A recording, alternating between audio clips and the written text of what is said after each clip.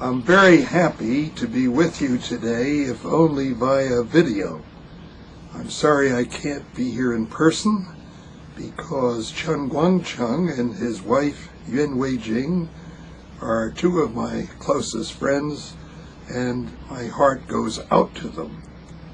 I'm very glad that you are having this program to honor Chen and Yuen, and I thought I would begin by telling you how I met them and why I have been so impressed.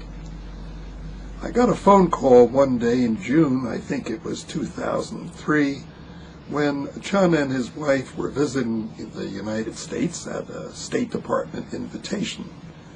And the State Department representative in New York who arranges interviews called me, as he always does when somebody in the legal profession comes to New York, and asked me to meet with this blind man, so-called barefoot lawyer, who had never studied law. And I said, I'm terribly busy.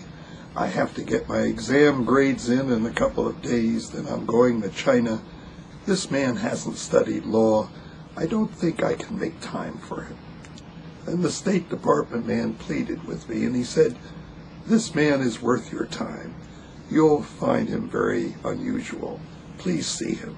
And I did, and of course, it didn't take me very long to find out why the State Department representative had been so enthusiastic.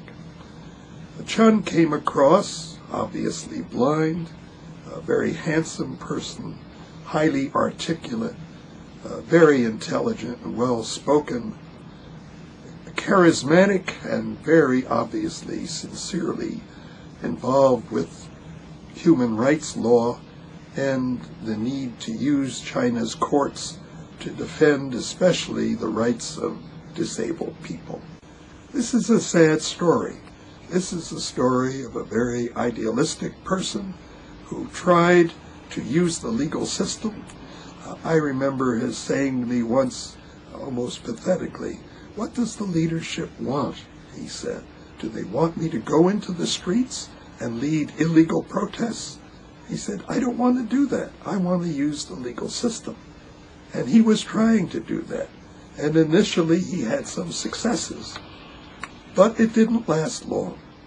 And this is a story of somewhat typical of other rights defenders, some of them actually lawyers, some of whom have been jailed, as you know, some of whom are harassed, intimidated, restricted in what they're doing in trying to vindicate the rights of people in many different fields.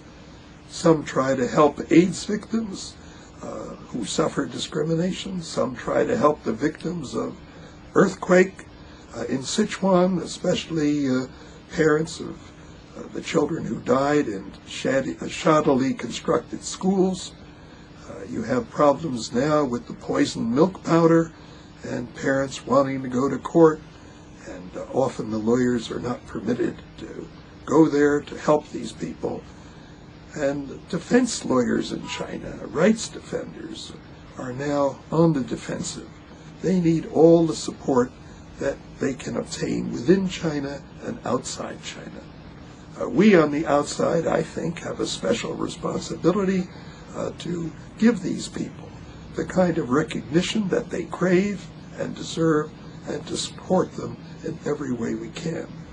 And I'm very glad that you're having this meeting to honor Chen Guangcheng and Yuen Wei-jing, and I hope that much more will be done on their behalf and on behalf of other rights defenders in China.